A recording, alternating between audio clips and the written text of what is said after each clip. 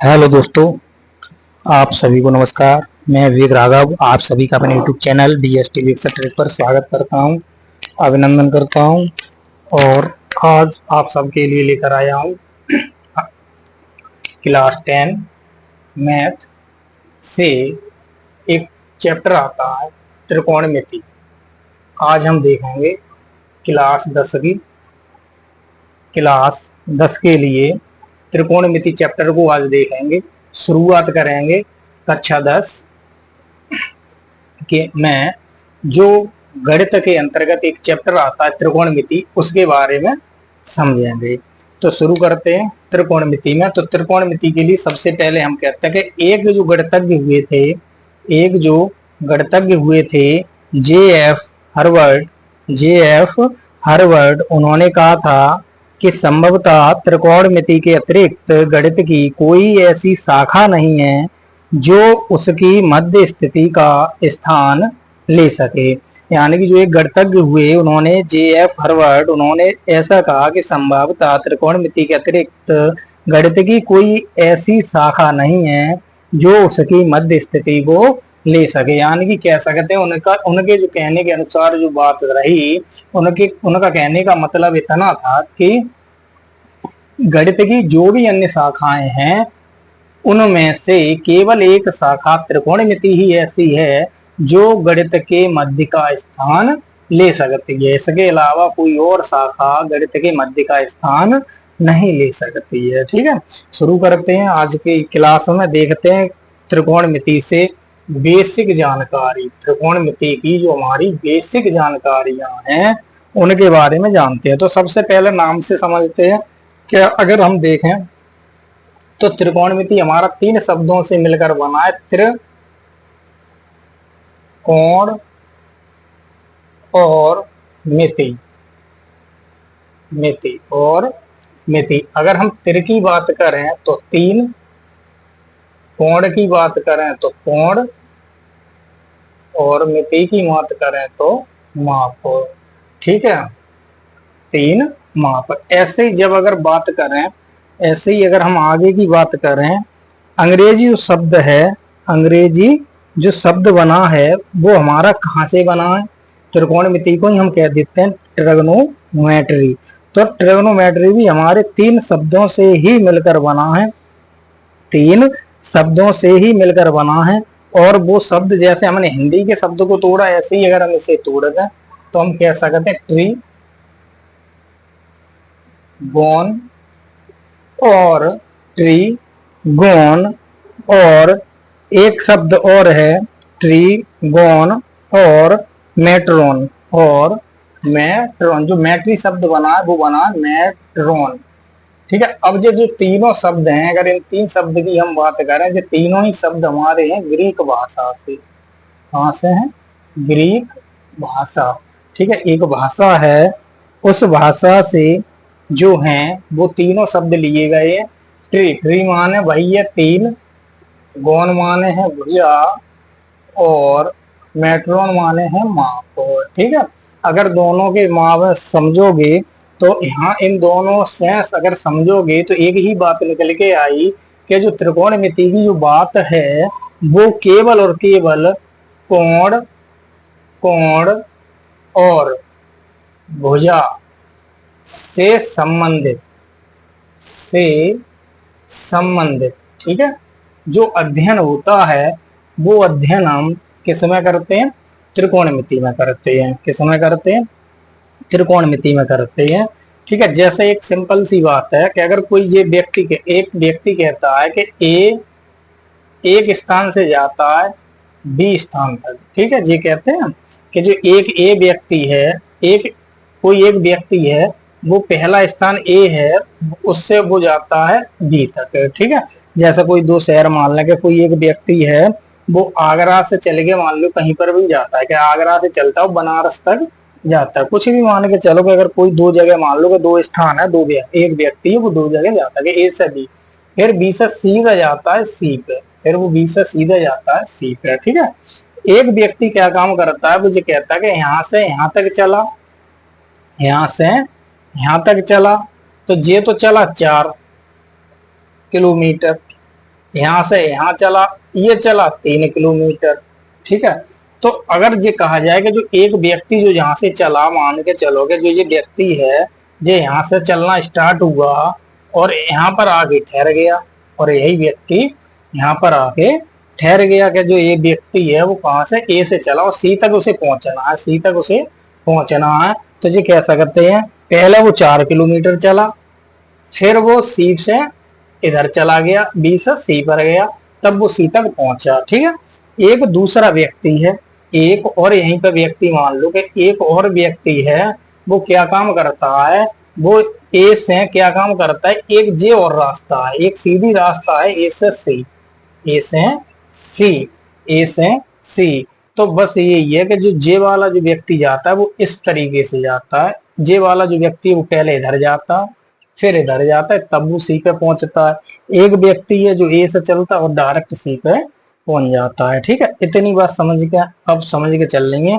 ये दूरी नहीं पता है कि ये दूरी पता है 4 किलोमीटर है, ये दूरी पता है 3 किलोमीटर है। अगर इस व्यक्ति की बात करें तो ये टोटल दूरी कितना चला, ये टोटल दूरी जो चला 4 और 3 7 किलोमीटर, ये टोटल दूरी चला 4 और 3 7 किलोमीटर। अब वो कहता है कि जो ये व्यक्ति है, ये व्यक्ति सीधा जाता है तो ये कितनी दूरी चला होगा। तो बस इसी चीज को निकालने के लिए, बस इसी चीज को निकालने के लिए हमें किसकी आवश्यकता पड़ती है, हमें त्रिकोणमिति की आवश्यकता पड़ती है, हमें त्रिकोणमिति की आवश्यकता पड़ती है, ठीक है। तो इतनी बात आती है कि जब हमारे पास कोई दो एंगल, जब कोण की बात करी जाए और जब भुजा की बात करी जाए, तो कुल मिला के एक बात आई, त्रिभुज, जो त्रिभुज है, 3 भुजाओं से घिरी आकृति त्रिभुज कहलाती है, क्या कहलाती है, त्रिभुज कहलाती है। तो जो त्रिभुज में जो कोण है और जो भुजाएं हैं, इनका जो अध्ययन करोगे वो किस में करोगे, तो वो त्रिकोणमिति में करोगे, ठीक है। ऐसे ही जब अब ये चीज मान लो अगर हमें निकालनी, ये तो 7 किलोमीटर चला, तो इसका मतलब ये होना चाहिए ये दूरी 7 किलोमीटर होनी चाहिए, लेकिन 7 ना है।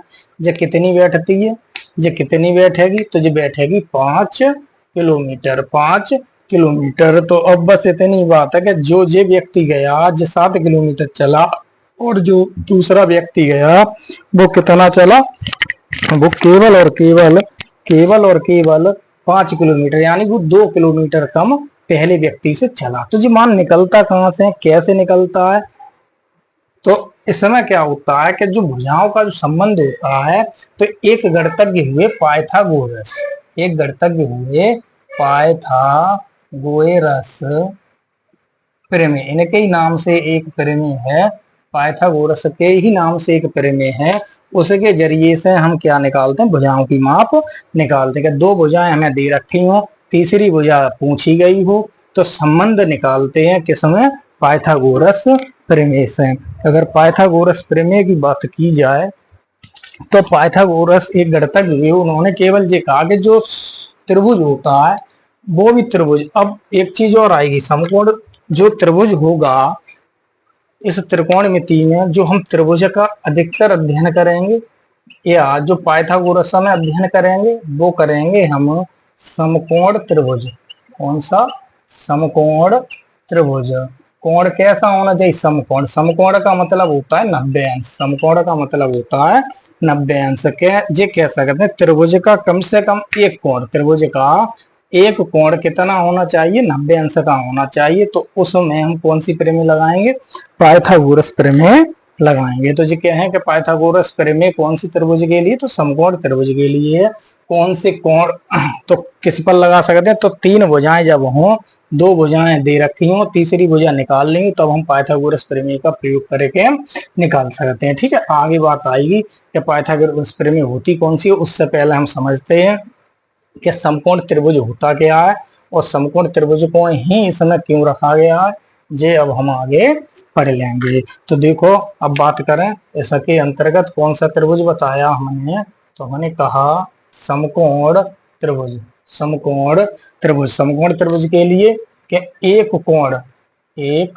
कोण कितने अंश का हो, 90 अंश का हो, वो हमारा त्रिभुज समकोण त्रिभुज कहलाता है। आकृति बनाओगे तो वो ही बना लो, अगर आकृति बनाए तो ये हमारा त्रिभुज हो गया कि जे ए है, जे बी है और सी है। मैंने कहा कोण भी कैसा है, समकोण है, कोण भी समकोण है। तो ये कह देते हैं कि ये जो है ये हमारा कैसा त्रिभुज होगा, ये हमारा समकोण त्रिभुज होगा। ये कौन सा त्रिभुज होगा, ये समकोण त्रिभुज होगा। अब देखते हैं कि इस समय तीन भुजाएं हैं कि ए बी है, एक बी सी है, एक सी ए है। ठीक है जी, कह सकते हैं एक ए बी, एक बी सी, एक सी ए। तीन भुजाएं हैं कि ए बी भुजा होगी, बी सी भुजा होगी और एक सी ए भुजा होगी। बस ये है कि समकोण त्रिभुज में अगर हम त्रिकोणमिति से देखें तो इन भुजाओं के नाम दे दिए जाते हैं। इन भुजाओं के क्या दे दिए जाते हैं, नाम दे दिए जाते हैं कि जो नाम है वो नाम क्या क्या होंगे। तो वो नाम है ए बी की अगर बात करें हम, ए बी भुजा जो है ए बी। अब कैसे पहचानोगे, देखो इसमें अंतर होता है। हम जब बात करें कोण ए, जब हम बात करें कि जो कोण ए है ये कोण जे होगा। ठीक है, अब इसमें देखो तीन कोण है, मैंने कहा कोण भी समकोण है। जो कोण भी कैसा है, ये 90 अंश है। ठीक है, अब ये बच्चा एक कोण ए बच्चा, एक कोण सी बच्चा। ठीक है, ये कोई भी कोण हो सकते हैं, जो 30 और 60 हो सकते हैं, 45 हो सकते हैं। लेकिन जब बात करें, अब इसमें तीन भुजाएं दे रखी हैं। अगर हम जब कोण ए के लिए देखेंगे तो सीधी बात है जो सबसे बड़ी भुजा होगी, जो सबसे बड़ी भुजा है सी ए जे हमारी कहलाएगी कर्ण, जे हमारी कहलाएगी कर्ण। ठीक है, जे हमारी कर्ण कहलाएगी। जिस कोण के सापेक्ष देखोगे, अब एक कोण बचा ना इसमें, हम कहते हैं कि कोण ए के सापेक्ष देखो, तो जिस कोण के सापेक्ष सम्मुख भुजा होगी वो हमारी कहलाएगी लंब। जे कह सकते हैं जो बीसी है, जो बीसी है जे हमारी लंब कहलाएगी। ठीक है, अब जो बची भुजा वो हमारी आधार कहलाएगी। तो ये कह सकते हैं एक समकोण त्रिभुज में तीन भुजाएं होती हैं, लंब, आधार और कर्ण। ठीक है, जो समकोण के सम्मुख भुजा, जो 90 के सम्मुख भुजा होगी वो हमेशा कर्ण कहलाएगी। जिस कोण के सापेक्ष अगर हम देखते हैं तो उसके सम्मुख भुजा लंब कहलाती है, शेष भुजा हमारी आधार कहलाती है। अगर इस आकृति को हम थोड़ा घुमा दें, यदि इस आकृति को हम थोड़ा घुमा दें और नाम और कोण बदल दें, केवल कोण बदल दें, कि अगर हम बात करें कि ए बी और सी, बात वही है कि कोण बी हमारा कैसा है, 90 अंश है। तो दो कोण बचा, एक कोण ए और एक कोण सी। अब बताओगे कि इस समय अगर हम भुजा लिखें, क्या तीन भुजाएं हमारी लंब है, आधार है और एक है कर्ण। तो इन तीनों भुजाओं के नाम लिखने हैं कि इस त्रिभुज में कौन सी होगी और किसके सापेक्ष। तो हम लिखेंगे कोण सी के सापेक्ष, कोण सी के सापेक्ष। तो कोण सी कहां पर है, यही तो है, कोण सी के सापेक्ष लिखेंगे। तो अगर 90 के सामने की बात करें तो सी ए, तो सी ए तो हमारी कर्ण होगी। लेकिन अब लंब आधार बदल जाएंगे, अब लंब आधार बदल जाएंगे क्योंकि इस त्रिभुज में है कोण ए के आधार पर, कोण ए के सापेक्ष, कोण ए के सापेक्ष। लेकिन इस समय हम कहते हैं बताओ कोण सी के सापेक्ष, कोण सी के सापेक्ष तो लंब कर्ण तो सेम रहेगी। केवल अब देखो कोण सी के सम्मुख भुजा कौन सी कहलाएगी, जे वाली। तो जे कौन सी है, ए भी लंब हो गई, जे जो बची जे अब कौन सी हो गई, आधार हो गई। ठीक है, तो कुल मिला के इतनी बात याद रखना है कि जिसके सापेक्ष पूछा जाता है, जिसके सापेक्ष पूछा जाता है उसके ही अनुसार हम क्या बताते हैं, अपनी भुजाओं के नाम दे देते हैं कि कौन सी लंब होगी, कौन सी आधार होगी, कौन सी कर्ण होगी। तो इतनी बात याद रखें चलनी है कि जिस कोण के सापेक्ष उस कोण की सम्मुख भुजा लंब कहलाती है, समकोण की सामने की भुजा, 90 अंश के सामने की भुजा कर्ण कहलाती है, शेष भुजा आधार कहलाती है। ठीक है, इतनी बात उम्मीद करते हैं समझ में आई होगी कि लंब, आधार और कर्ण की जब बात करें। अब चलते हैं पाइथागोरस प्रमेय में। अब जे भुजा की ही तो बात है, भुजा की ही तो बात है कि जब भुजा की बात की जाए, जब भुजा की बात की जाए तो केवल इतनी बात आएगी। अब कर सकते हो पाइथागोरस प्रमेय को याद, पाइथागोरस प्रमेय या थ्योरम, ठीक है, कि पाइथागोरस थ्योरम या कह लो प्रमेय। तो ये क्या कहता है कि एक जो गणितज्ञ है उन्होंने एक बात कही कि जो हमारा एक समकोण त्रिभुज होता है, जो 90 अंश का एक समकोण त्रिभुज होता है, जो माना कि एबीसी है, कोई समकोण एबीसी है, इसके अगर हम ये बात करें कि इसके सापेक्ष देखें कोण ए के सापेक्ष, तो ये हमारी लंब हो जाएगी, ये हमारा आधार हो जाएगा, ये हमारा कड़ हो जाता है। ठीक है, इतनी बात आई निकल गए। अब कहते हैं जो कृतज्ञ हुए पाइथागोरस, इन्होंने कहा कि किसी समकोण त्रिभुज की तीनों भुजाओं में संबंध, किसी त्रिभुज की तीनों भुजाओं में संबंध, तीनों भुजाओं में संबंध क्या होता है। तो संबंध की जब बात करी जाए तो संबंध इन्होंने सीधा सीधा बताया कि जो सबसे बड़ी भुजा है, इन्होंने कहा कि कर्ण पर बना वर्ग, कर्ण पर बना वर्ग शेष दोनों भुजाओं पर बने वर्ग के योग के बराबर होता है। इतनी बात थी कि इन्होंने कहा कि जो पाइथागोरस प्रमेय ने, पाइथागोरस गणितज्ञ ने कहा, इन्होंने अपनी एक थ्योरम दी, इन्होंने केवल इतनी बात कही कि किसी समकोण त्रिभुज के कर्ण पर बना वर्ग शेष दोनों भुजाओं पर बने वर्गों के योग के बराबर होता है। तो जी कह सकते हैं कर्ण पर बना वर्ग इन दोनों पर बने वर्ग के योग के बराबर होता है। जैसे एक एग्जाम्पल लेके भाई, एग्जाम्पल अब लेते हैं, अब उसी एग्जाम्पल आ जाओ कि एक व्यक्ति इधर जाता है, फिर इधर से इधर जाता है, दूसरा व्यक्ति सीधा यहाँ से यहाँ चला जाता है। कौन सा त्रिभुज है? समकोण त्रिभुज है। कि जी 90 अंश है, तो कोण भी 90 अंश है। ये कहता है ये 4 किलोमीटर जाता है इधर, फिर इधर 3 किलोमीटर जाता है। अब बताओ इसका मान बताओ जी कितना होगा। तो कह सकते हैं जी कर्ण है, तो जी कह सकते हैं कि कर्ण पर बना वर्ग शेष दोनों भुजाओं पर बने वर्ग के योग के बराबर होता है। तो 4 का वर्ग प्लस 3 का वर्ग, तो कितना बना? 4 का वर्ग 16, 3 का वर्ग 9, बराबर कह सकते हैं 25।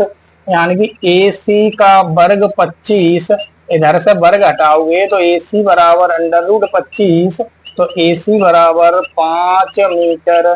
तो बस उत्तर निकल के आया कि इसका मान जो होगा 5 किलोमीटर, जो मान दिया है वो किलोमीटर हम, तो 5 किलोमीटर, यही हमारा क्या होगा? उत्तर होगा। तो बात आई समझ में कि जो पाइथागोरस प्रमेय जहां हम लगाते हैं उसका मतलब क्या है? तो उसका मतलब है कि जब हमें दो भुजा दे रखी हो, तीसरी भुजा हमसे पूछी गई हो, तीसरी भुजा हमसे पूछी गई हो, तब हम क्या निकालेंगे? तब हम वो तीसरी भुजा किसके द्वारा निकालेंगे? पाइथागोरस प्रमेय के द्वारा निकालेंगे। और सवाल देखते हैं, और सवाल देखते हैं। ठीक है, पाइथागोरस प्रमेय को ही अभी अब हम क्लियर कर रहे हैं। और सवाल देखते हैं। वो कहता है कि एक कोई व्यक्ति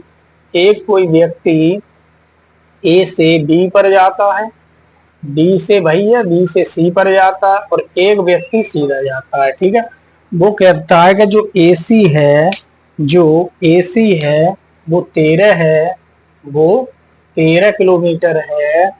और जो BC है, AB है, AB 12 किलोमीटर है, 12 किलोमीटर है। तो बताओ BC कितना होगा? तो बताओ BC कितना होगा? तो हम कह सकते हैं कि AC हमारा 13 किलोमीटर है, AB हमारा, या AC या CA ये लिख सकते हो कि C ऊपर से नीचे, और AB 12 किलोमीटर है, और BC हमारा हमें निकालना है। तो हम कहते हैं कि ये हमारा कितना है? X है। ठीक है, तो अब जब ये दो भुजाएं दे रखी हैं, तीसरी भुजा पूछी गई है, तो हम क्या काम करें? तो हम अपनी कौन सी प्रमेय लगाएं? पाइथागोरस, पाइथागोरस प्रमेय लगाएं। वो पाइथागोरस क्या कहते हैं कि कर्ण पर बना वर्ग, कर्ण पर बना वर्ग CA पर बना वर्ग शेष दोनों भुजाओं पर बने वर्ग के योग के बराबर होता है। ठीक है, ये कह सकते हैं ये है 13 का वर्ग, ये है 12 का वर्ग, BC का वर्ग हमें BC निकालनी है, तो BC हमने मान ली x का स्क्वायर। ठीक है, अब 13 का वर्ग होता है 169, 12 का वर्ग होता है 144, x का वर्ग हुआ x स्क्वायर। अब अगर x स्क्वायर बराबर देखें तो 169 माइनस 144, x स्क्वायर बराबर बना 9 में से 4 गए 5, 6 में से 4 गए 2, जो कह सकते 25। अगर यहाँ देखें तो x बराबर √25, 25 का वर्गमूल तो 5, 25 का वर्गमूल तो 5 है। ठीक है, एक चीज और यहाँ देना कि अगर कोई कहता है कि जो वर्गमूल लेते हैं, जो वर्गमूल हमेशा लेते हैं वो हमेशा प्लस और माइनस दोनों में आता है, प्लस और माइनस दोनों में आता है। जैसे अगर कोई कहे, कभी भी कोई अगर पूछे कि अंडर रूट 4 का मान कितना होगा तो बताओगे प्लस माइनस 2। ऐसे ही अंडर रूट 25 का मान कितना होगा तो प्लस माइनस 5। ऐसे ही अगर कोई पूछे अंडर रूट 144 का मान कितना होगा तो प्लस माइनस 12। ठीक है, यानी कि किसी भी संख्या का वर्गमूल प्लस भी हो सकता है माइनस भी हो सकता है, लेकिन यहाँ पर हमने जितने भी वर्गमूल बताएंगे जब बात दूरी की हो, जब बात दूरी की हो तो वो हमेशा किस में आएगी, प्लस में आएगी। दूरी कभी भी ऋणात्मक नहीं होती है। लेकिन एक शब्द विज्ञान हम पढ़ते हुए विस्थापन, तो कह सकते हो विस्थापन ऋणात्मक हो सकता है, ऋणात्मक हो सकता है। ठीक है, तो इतनी बात है कि अगर पाइथागोरस प्रमेय को निकालना है, अगर किसी भुजा को निकालना है तो उस भुजा को हम किस प्रकार से निकालेंगे, तो अपने पाइथागोरस प्रमेय से निकालेंगे, पाइथागोरस प्रमेय से निकालेंगे। ठीक है, अब बेसिक ये बात हुई हमारी पाइथागोरस प्रमेय की बेसिक बात है, पाइथागोरस प्रमेय की बेसिक बात है। अब अगर हम आगे चलें, अब हम अगर आगे चलें तो बात आती है त्रिकोणमिति अनुपात की, बात आती है त्रिकोणमिति अनुपात की। अब बात अगर करेंगे तो अब बात करेंगे त्रिकोणमिति, त्रिकोणमिति अनुपात, अनुपात की तो बात समझते ही होंगे कि जब दो चीजों की तुलना की जाए, जब दो चीजों की क्या की जाए, तुलना की जाए, उसे ही हम क्या कह देते हैं, अनुपात कह देते हैं। जैसे क्लास, जैसे अगर देखते होंगे, कहते होंगे कि जे लड़का और जे लड़का एक दूसरे की तुलना करते हुए कि जे ज्यादा उसे आ रहा है और जे कम उसे आ रहा है, या लड़की की बात करते हुए कि जे लड़की ज्यादा सुंदर है, जे लड़की कम सुंदर है, जे लड़का काला है, जे लड़का गोरा है। ऐसा का मतलब क्या है कि तुलना हो रही है कि जब दो चीजों की आपस में तुलना करा दी जाए वो किसके अंतर्गत आता है, तो अनुपात के अंतर्गत आता है। अब बात करेंगे त्रिकोणमिति अनुपात की, त्रिकोणमिति अनुपात की। तो जो त्रिकोणमिति अनुपात होता है उसे हम कहेंगे भुजा का अनुपात, उसे हम कहेंगे भुजा का अनुपात के। जब दो भुजाओं की हमें तुलना करनी हो, जब दो भुजाओं की हमें तुलना करनी हो तब हम उसे कैसे लिखेंगे। ठीक है, तो तुलना करने के लिए हमें सबसे पहले एक त्रिभुज चाहिए, फिर से एक त्रिभुज बना लेते हैं। त्रिभुज भाई है हमारा, त्रिभुज भाई है। जैसा चाहो वैसा त्रिभुज बना सकते हो, ऐसी जरूरी ना कि हम इधर मुंह करेंगे, आप इधर इसे इधर भी खींच सकते हो, जैसा चाहो वैसा त्रिभुज बनाना, कोई फर्क नहीं पड़ना है। ठीक है, ये कहता है जे, फिर कोण भी कैसा है हमारा, समकोण है, कोण भी हमारा समकोण है।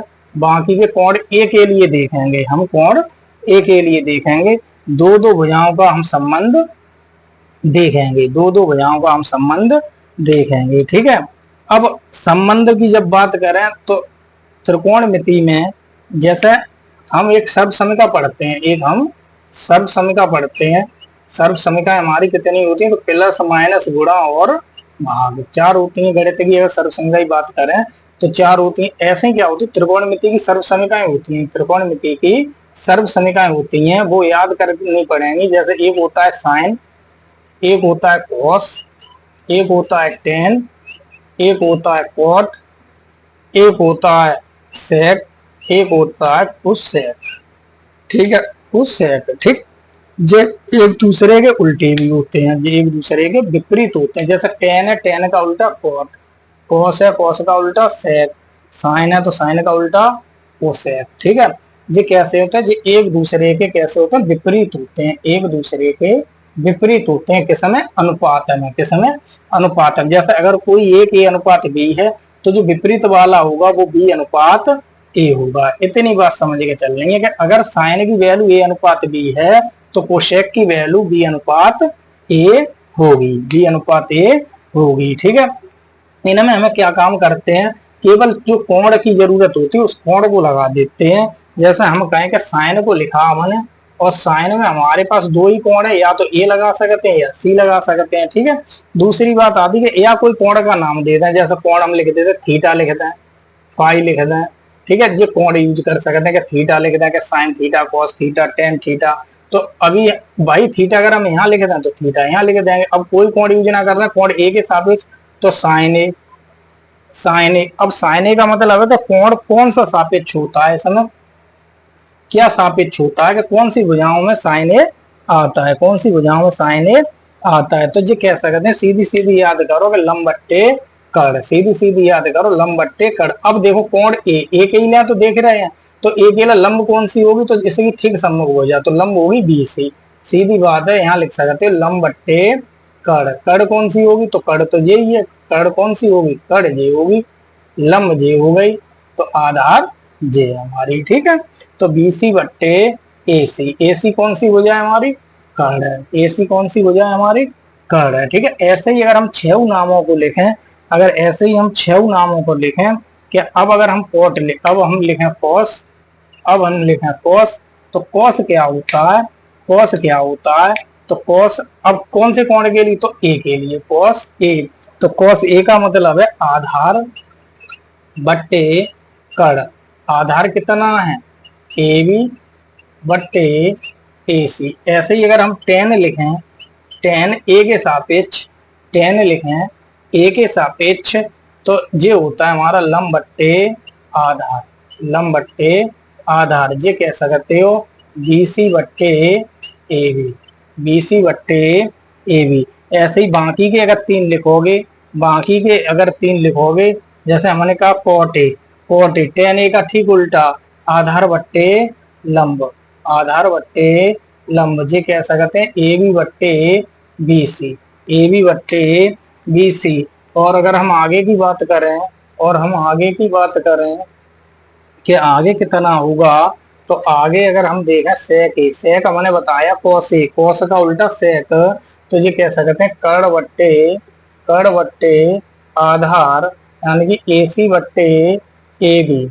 ऐसे ही अगर बात करें कोशेक, कोशेक ए, तो ये होगा हमारा कड़ बट्टे लंब, कड़ बट्टे लंब। तो ये कौन सा बनेगा हमारा, ए सी बट्टे बी सी। ठीक है, ये हुआ हमारा त्रिकोणमितीय अनुपात।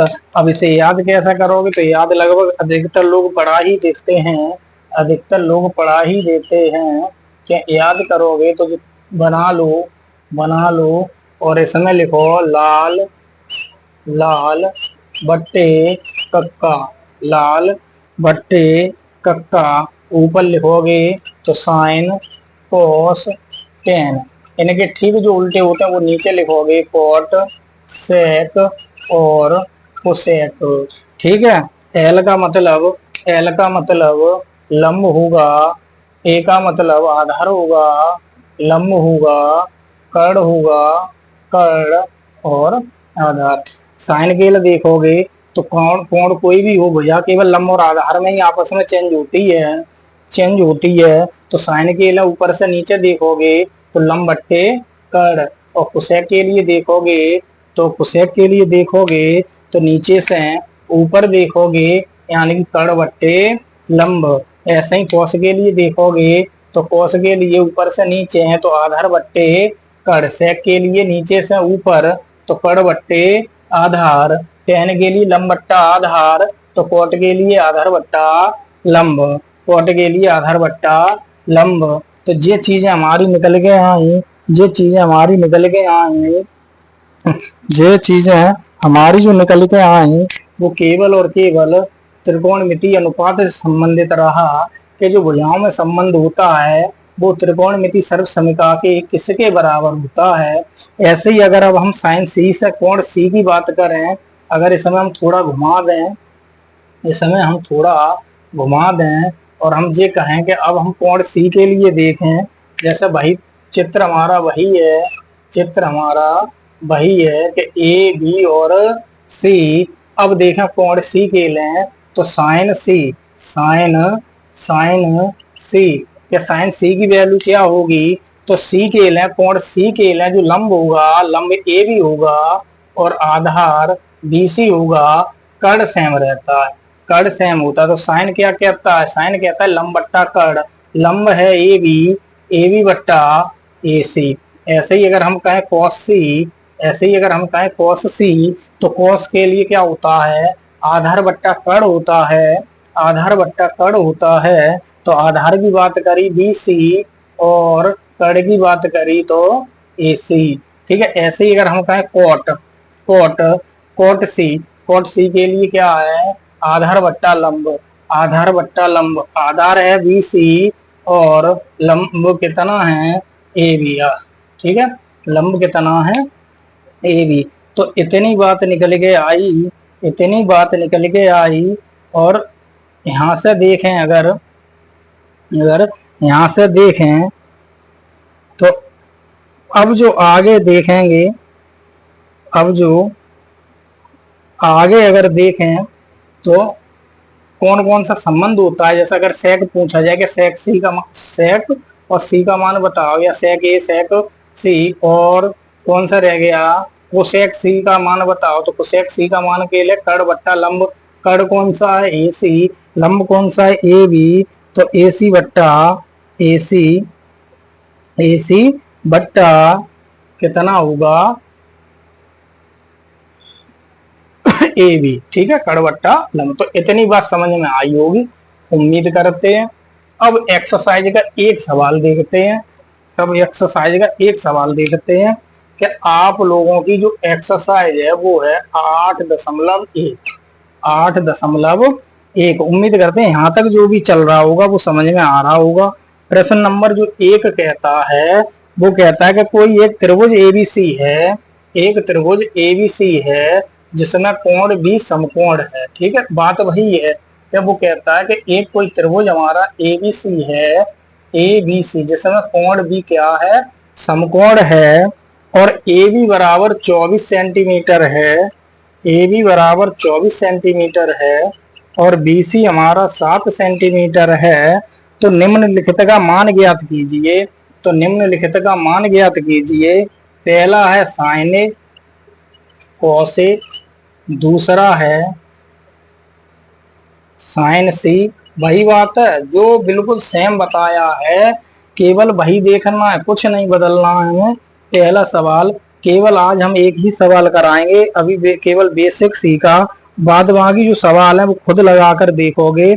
जितने भी लोग वीडियो को देखेंगे वो खुद लगाकर देखेंगे और सवाल को निकालेंगे। जैसे हमने कहा ए बी जो हमारा है वो 24 है, बी सी हमारा कितना है 7 है। तो सबसे पहले हमें क्या काम करना है, तीसरी भुजा पता करनी है। और तीसरी भुजा कैसे निकालोगे, तो तीसरी भुजा हम निकाल सकते हैं पाइथागोरस, पाइथागोरस प्रमेय, पाइथागोरस प्रमेय। पाइथागोरस प्रमेय क्या थी कि कड़ पर बना वर्ग, कड़ पर बना वर्ग शेष दोनों भुजाओं पर बने वर्गों के योगफल के बराबर होता है। इन दोनों भुजाओं का वर्ग करें और योग करें तो वो योगफल इसके वर्ग के बराबर होगा। 24 का वर्ग 576, 7 का वर्ग 49, इन्हें जोड़ोगे 9 6 15, 7 4 11 12, 625। AC का वर्ग आया 625, AC बराबर अंडर रूट 625। 625 कितने का होता है, तो 25 का। तो ये कह सकते हैं AC भुजा जो आई वो 25 की आई। ठीक है, अच्छा वर्ग आसानी से कितने लोग निकाल लेते हो। अगर वर्ग की बात करें, यहीं पे जो बात आई कि 24 का वर्ग, 24 का वर्ग मान लो जे है। ठीक है, कि जे वर्ग हमें निकालना है। तो इसमें क्या दो भाग कर दो, एक तो ये ए है, एक ये बी है। तो यहाँ क्या करोगे, ए स्क्वायर लिखोगे, ए स्क्वायर लिखोगे, फिर ए बी, फिर 2AB लिखोगे, फिर बी स्क्वायर लिखोगे, फिर बी स्क्वायर जब रूप में लिखोगे। अच्छा लिखो, देखो ए स्क्वायर 4 हुआ, 2AB 4 दूनी 8 और दूनी 16 हुआ, बी 16 हुआ, तो 4 का वर्ग 16। तो जो अंतिम अंक है वो सेम लिखो, इसका और इसका दूसरा अंक जोड़ लो, यानी ये कह सकते हैं 6 और 1 7, और इसका इसमें जोड़ लो, ये कह सकते हैं 576। ठीक है, या ऐसा ना लिख पाओ, ऐसे ना लिख पाओ तो ए स्क्वायर लिखना, फिर 2ab लिखना, फिर बी स्क्वायर लिखना, दो दो अंक में लिख के चलना। क्या ए का जो ए स्क्वायर जो है 2 का वर्ग 0 4, 2ab की बात करें तो 2 दूनी 4 दूनी 8 दूनी 16। और फिर अगर बात करें, फिर अगर बात करें तो फिर अगर हम बात करें तो ये बात आएगी, ये बात आएगी, ये आया 4, ये आया 16। यहां से बनेगा 4 फिर 16 फिर 6, 4 4 4 आया, फिर 16 आया, फिर 16 फिर 16 आया। इस प्रकार से लिखोगे, इस प्रकार से लिखोगे, इस प्रकार से छोड़ छोड़ के लिखोगे। तो देखो इधर बना 6, इधर बना 6 और 1 7, इधर बना 576। इस प्रकार से लिखोगे तब भी हमारा डायरेक्ट वर्ग निकाल सकते। कोई भी संख्या दो भाग में तोड़ दो, एक ए स्क्वायर कर दो, एक 2ab कर दो, एक बी स्क्वायर कर दो, पीछे का अंक सेम रखो और अंक वो एक दूसरे से जोड़ दो। अब आओ अपने प्रश्न पे। देखो तीनों भुजाएं पता चलेगी, एक 25 एक 24 और एक 7 है। तो हम कह सकते हैं कि जो साइन ए कोण ए के है, कोण ए की बात करता है। तो पहला पार्ट देखो साइन ए, साइन के लिए कहते हैं कि लंब बट्टे कड़, लंब बट्टे कड़। ए के लिए लंब जो हो जाएगी 7 और कड़ तो 25 रहने ही रहने। यहाँ लिख लो ये कड़ हुआ, ये लंब हुआ और ये हमारा आधार हुआ। किसे के लिए? ए के लिए। ठीक है। ऐसे कॉस ए की बात करें तो कॉस ए की, कॉस ए क्या होता है? आधार बट्टा कड़। आधार कितना? 24, कड़ कितना? 25। ये सेम रहना है। ठीक है। पहला पार्ट हो गया, पहला पार्ट हो गया। अब अगर हम दूसरे पार्ट की बात करें, सी, दूसरे पार्ट की बात करें तो सी की अगर हम बात करें तो सी के लिए देखें, सी के लिए देखें। अब सी की जब बात आएगी, अब कोण सी की बात आएगी तो जे हमारा हो जाएगा लंब और जे हमारा हो जाएगा आधार। कड़ कड़ ही रहता है। ठीक है।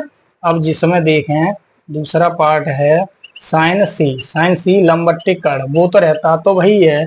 लंब बना 24, कड़ बना 25। कॉस, फिर है कॉस सी, कॉस सी, कॉस सी का मतलब आधार बट्टे कड़, आधार बट्टे कड़। और आधार कितना है? 24, कड़ कितना है? 25। तो आधार, आधार अब इसमें बदलेगा सी के लिए बदलेगा 7, तो 7 बट्टा 25। जी हमारा क्या हुआ? इसमें उत्तर हुआ। जी हमारा क्या हुआ? उत्तर हुआ। ठीक है। तो इसी प्रकार से जो एक्सरसाइज जो है आपकी 8.1 कक्षा 10 त्रिकोणमिति से वो लगाओगे, वो लगाओगे और अपने उत्तर को निकाल के लाओगे। ठीक है। तो आज की क्लास में इतना ही। आगे के अगर प्रश्नों की कोई दिक्कत आती है, कोई समस्या आती है तो आगे के प्रश्नों को आप कमेंट करके बता सकते हैं। कमेंट करें और अगर वीडियो ठीक लगे, समझ में आई हो तो लाइक और अपने संगी साथियों को शेयर अवश्य कर दिया करें। तो आज के लिए इतना ही। जय श्री राम, राधे राधे।